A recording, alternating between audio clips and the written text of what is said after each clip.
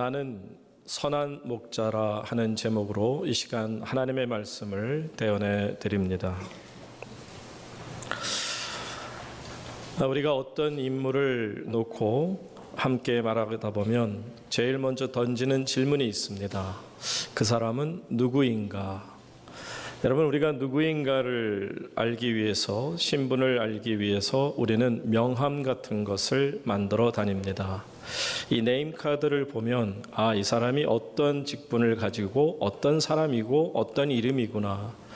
이번에 중국에서 어느 좋은 신앙인을 만났습니다. 그분이 전해준 그 네임카드를 보니까 대단합니다. 상해에 그 이름만 대면 알 수 있는 큰 호텔, 5성급 호텔을 2개나 갖고 있고, 또 그 다음에 제가 초청받아 간 것은 또 골프 리조트인데 어마어마한 규모요, 또 호텔이요, 그 안에 시설이 다 갖춰 있음을 봅니다. 그래서 함께 점심을 대접받으면서 그분의 명함을 보니까 참 대단하다 하는 생각을 갖게 되죠. 이처럼 우리는 명함을 보면 그 사람이 누구인가, 얼마나 대단한 사람인가 하는 것을 짐작해 볼 수 있습니다. 그러나 이 명함 가지고 되지 않는 것이 있죠. 그것은 이 사람이 어떤 사람인가는 알지 못합니다. 이 사람의 성품이 어떤지, 이 사람의 인품이 어떤지, 교양이 어떤지, 이 사람이 인격자인지는 알 턱이 없습니다. 명함을 100개를 판다 한들 그 사람의 사람 된 데미를 우리가 알 수 없는 것입니다.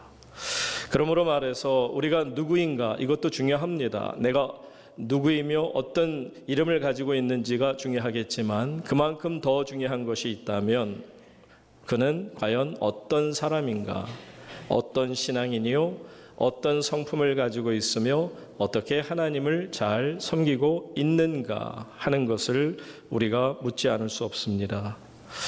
하나님께서도요, 이런 면에서 보면 당신께서 누구인가를 말씀하죠. 하나님 말씀하십니다. 나는 창조주다.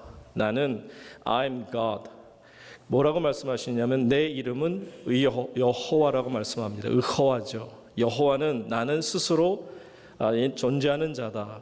자존자임을 말씀하십니다.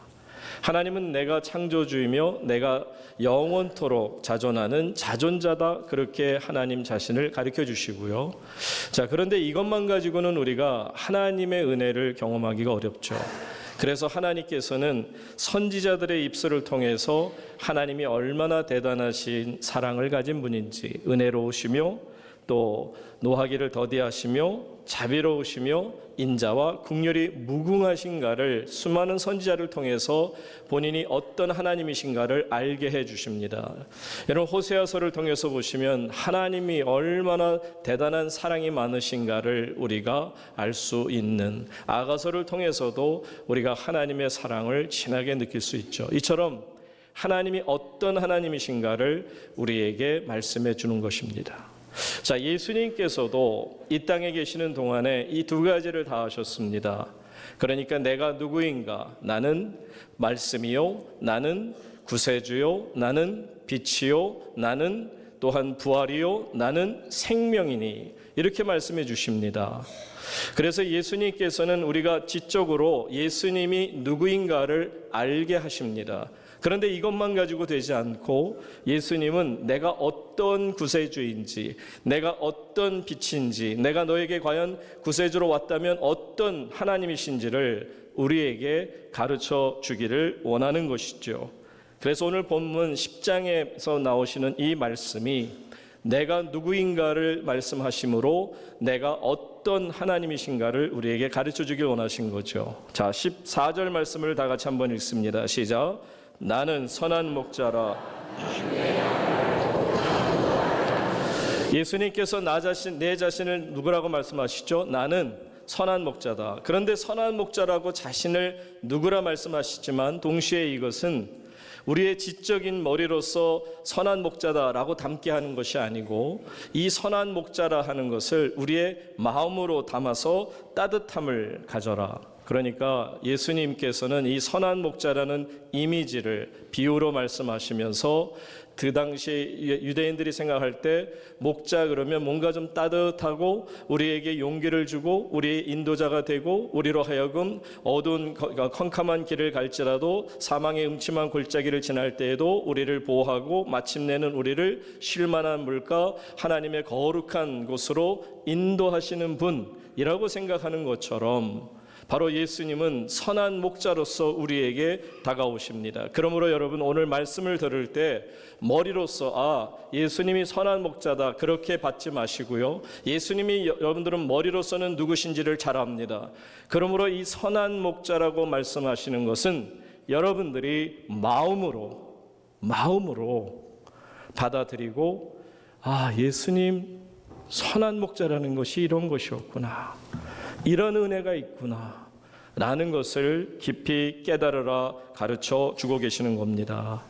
그러면서 예수님께서는요 오죽하면 본인 자신하고 삭군 목자를 비교하십니다. 어디 삭군 목자하고 예수님을 비교나 할 수 있겠습니까마는 예수님 자신이 삭군 목자는 돈을 보고 일하기 때문에 진정코 양떼를 위하는 일을 할 수 없다라고 말씀하십니다. 그러니까 뭐냐면 자신의 기분대로 양을 심하게 몰고 갑니다. 양들이 지금 어떤 상황에 있는지 전혀 아랑곳하지 않고 자기가 바쁘면 그냥 양들을 있는 대로 빨리 몰아내고 또한 자신이 조금 게을러지면 양들이 급하게 가서 빨리 쉴 곳을 찾아야 하는데도 전혀 그들을 따라가지 않는 그런 목자의 모습이 삭군 목자라고 한다면 여러분 참다운 선한 목자는 어떤 것이냐면 성경에 보니까 여러분들 잘 아는 야곱의 이야기가 나옵니다. 야곱이 에서에게 이렇게 말합니다. 창세기 33장 13절 보시면 야곱이 그에게 이르되 야곱 형에게 말하는 거죠. 내 주도 아시거니와 자식들은 연약하고 내게 있는 양떼와 소가 새끼를 데리고 있은즉 다 같이 읽습니다. 하루만 지나치게 몰면 어떻게 된다? 모든 떼가 죽으리니. 그러니까 심하게 이 양들을 다루면 이 양들이 죽을 수 있다. 이것을 아는 것이 선한 목자라는 거예요. 그러면서 14절 계속 보십시오. 청하건대 내 주는 종보다 앞서가소서 나는 앞에 가는 무엇과 가축과 자식들의 무엇대로 걸음대로 천천히 인도하여. 그러니까 그들의 형편을 보면서 그들의 형편을 살피면서 그들의 보초를 맞춰서 그렇게 천천히 그들 뒤에서 이끌면서 가겠습니다라는 것이죠. 이것이 선한 목자의 모습인 것을 예수님이 오늘 우리에게 가르쳐 주고 싶어 하시는 것입니다. 그래서 저는 오늘 예수님이 나는 선한 목자라 말씀하시는 이 내용을 가지고 두 가지로 선한 목자가 얼마나 우리에게 큰 은혜가 되는가를 깨닫고자 하는 것이죠. 두 가지인데요. 첫째가 이겁니다. 여러분들 예수님이 내가 선한 목자라 하신 첫 번째 이유는 다른 게 아니고요. 15절에 보면 기가 막힌 말씀이 나옵니다. 다 같이 본문을 읽습니다. 시작.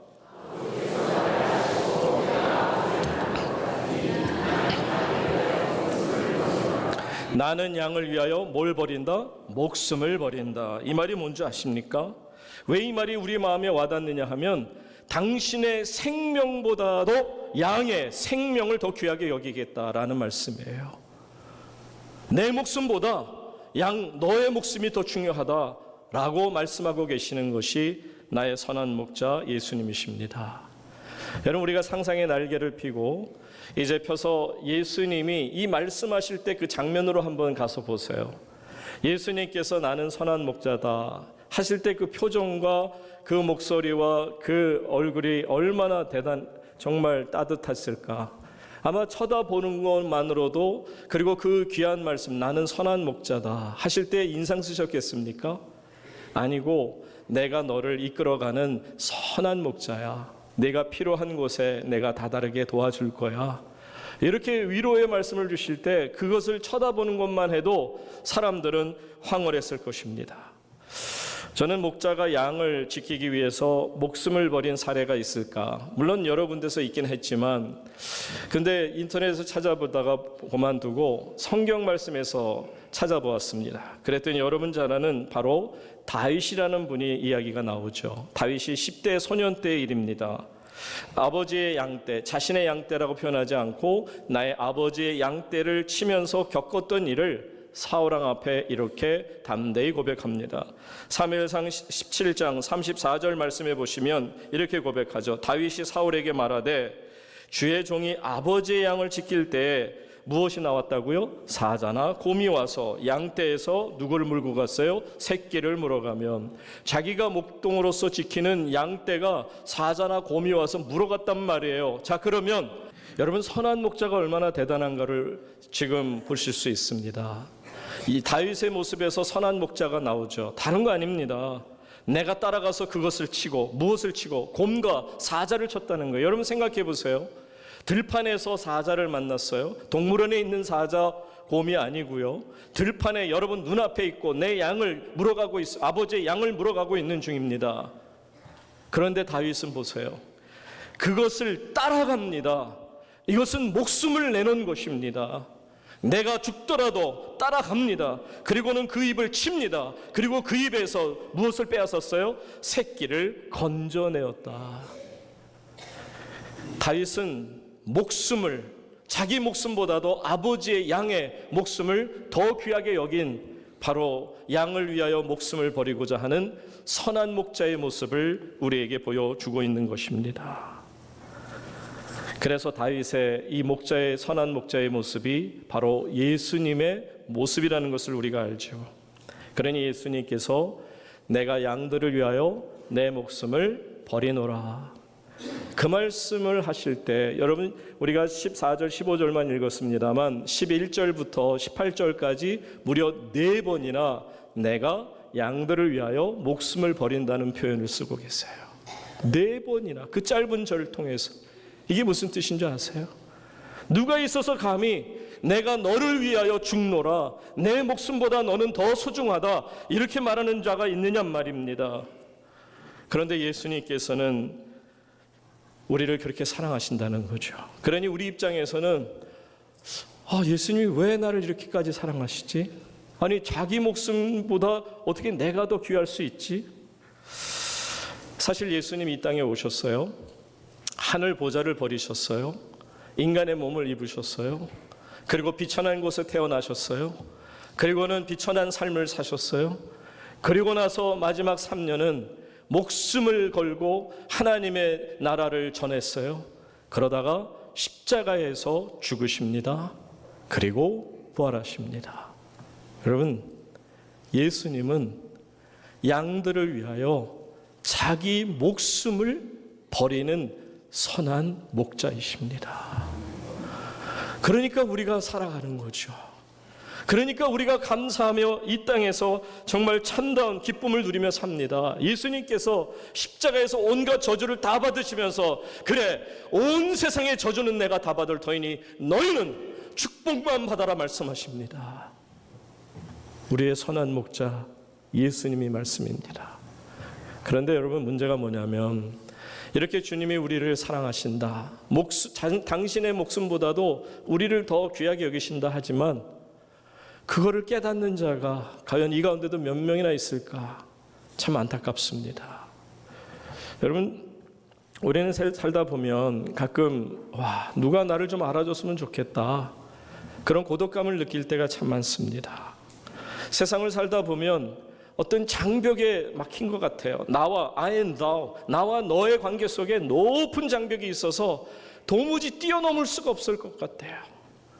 그러면서 점점 고립되어져가는 내 자신을 발견하면서 이 세상 어떤 사람도 내게 이해를 줄 수 없을 것 같은 안타까운 생각을 갖습니다.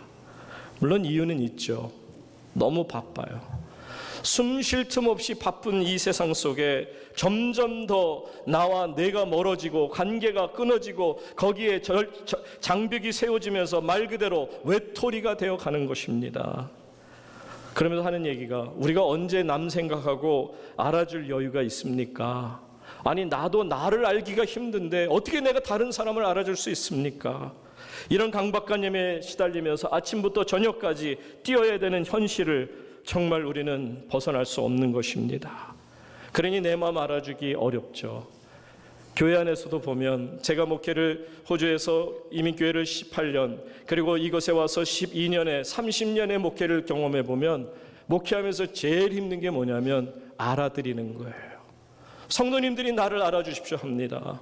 내가 어떤 사람인 것을 알아달라고 말씀합니다. 물론 지적으로는 제가 말씀드린 것처럼 알아들을 수 있어요. 그런데 그분들의 속까지 내가 어떻게 알아들을 수 있겠습니까? 나도 부족한 난데. 그런데 조금만 알아주지 않는 것 같으면 금세 들이받기 시작합니다. 얼마나 무섭게 들이받는지 몰라요.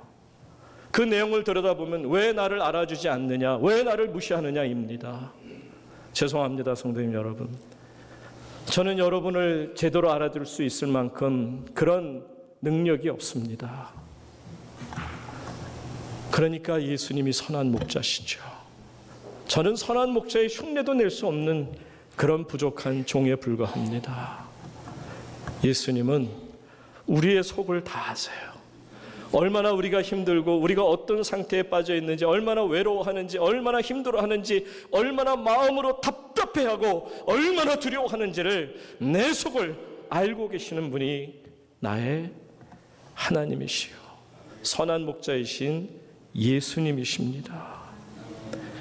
그러니 사랑하는 여러분, 나를 알아주시는 선한 목자 예수님을 붙잡고 한 걸음 한 걸음을 걸어갈 수 있기를 바랍니다. 선한 목자를 만난다는 것은 참 귀한 일인데, 제가 이번에 지난 주간 동안에 중국을 다녀오면서 참 많은 것을 보고 많은 것을 경험했습니다. 제가 처음으로 가서 한족 분들에게, 한족 교회에서 또한 한족 예배에서 성경 공부에서 계속해서 그분들에게 말씀을 처음으로 가르쳤습니다. 제가 19년 동안, 99년부터 오늘까지 이르기까지 제가 중국에 들어가면 저는 항상 조선족 분들을 만나고 그분들을 섬겨왔습니다. 그리고 돌이켜보니 결국은 중국 선교라기보다는 조선족 선교였다라는 생각을 갖고 이번에 처음으로 한족 분들을 만나 그분들에게 복음을 전하면서 이것이 중국 선교인가 하는 생각을 가져봅니다. 물론 하나님 안에서 모든 게 다 아름다운 선교인데, 물론 많은 분들을 만났습니다만 제가 만난 분들 중에 두 분만 여러분들에게 말씀을 드리면, 첫 번째 분은 장장로라고 하는 분입니다. 중국의 기차가 엄청나게 발전되고 있죠. 세계 최고라는 그런 고속 열차, 이런 부품, 많은 부품들이 있는데 그 부품을 만드는 아주 큰 회사를 운영하는 기업가입니다.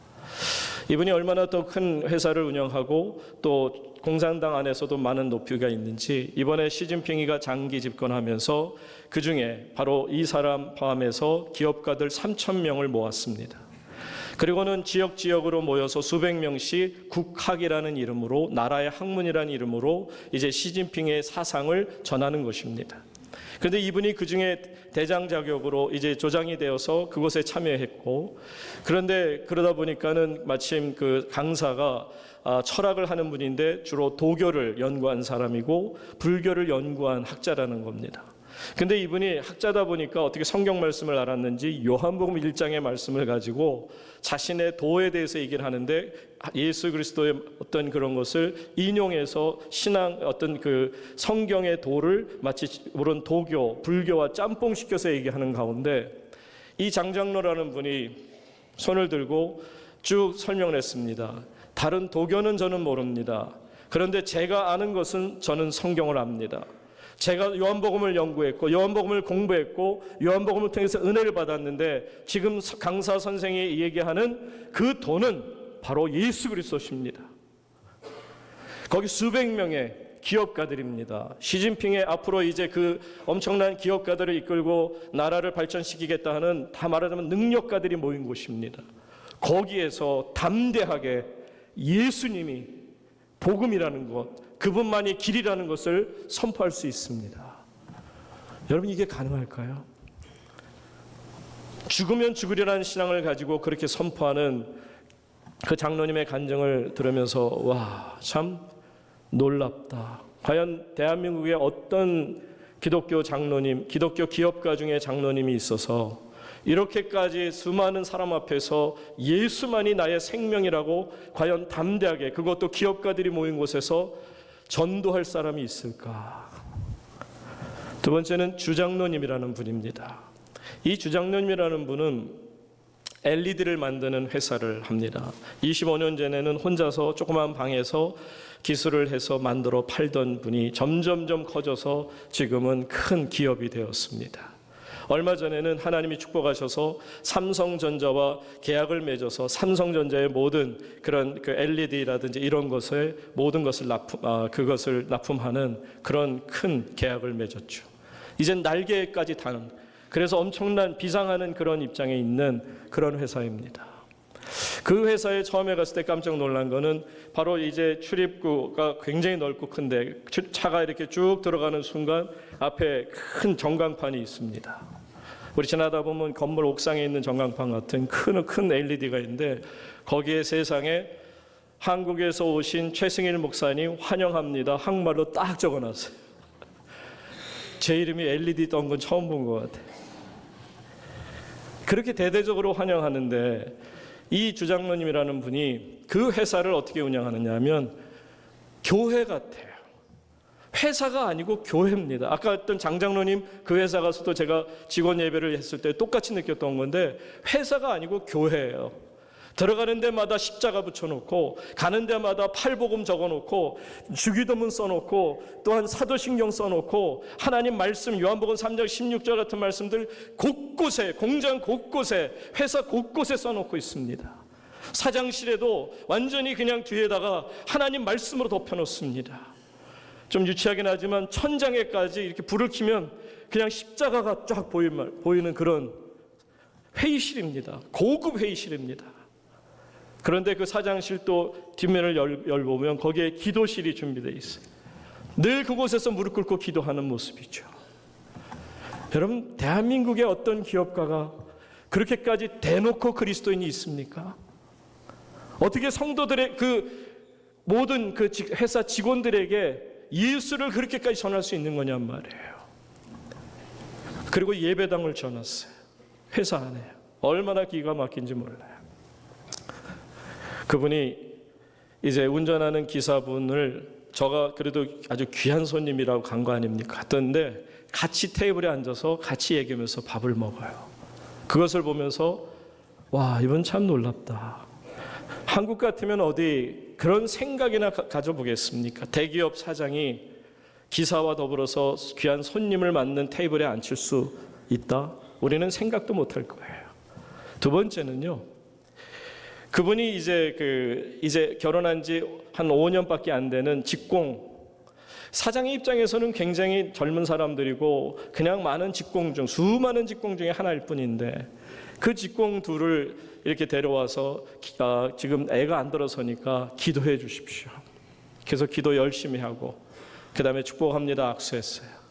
그런데요, 그 주장로님이란 분은 뒤에서 가만히 서 계시다가 모든 걸 다 지켜보고는 그 다음에 이제 제가 인사를 하고 났을 때 그분이 다가가서 그 신랑 신부 그 한 사람 한 사람을 꼭 껴안아주면서 귀에다 대고 축복 기도를 해주시더라고요.